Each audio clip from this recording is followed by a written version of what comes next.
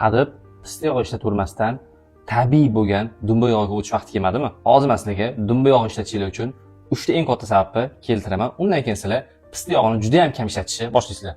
Birinchisi, enures bolalarda kechqurun siyib qo'yish holati va odati. Buni dumbani eritib turib, ikkita qo'g'i turishingiz oqibatida sizlar bu kasallikdan forig' bo'lasizlar, qutulasizlar. Ikkinchisi, bolalar shamollaganda har xil dori beravermaylar-da, dumba yog'ini eritib turib, tomog'iga, bronx yo'llariga surib qo'ysanglar, kechqurun yog'lanib, ertalabgacha yaxshi bo'lib qoladi, yaxshi bo'lishiga yordam beradi. Uchinchisi, tabiiy yog' manbai sizlarda immunitetlarni ming qilib beradi, immunitetlarni ko'tarib beradi. Bolalarga hadeb pista yog' beravermaylar. Pista yog' masalan aytganimdek, juda ham katta zararga ega.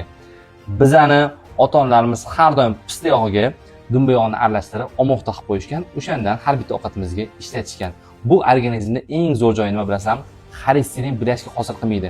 Ya'ni qon tomirlarimizda xolesterin chaqirmaydi, organizm 100% erib ketadi. Menga obuna bo'lishni unutmanglar. Buni dumba yog'i yeyishni yomon ko'radigan tanishingizga tez tashlab qo'ying. Sog'liq birinchi o'rinda, salomat bo'lasizlar.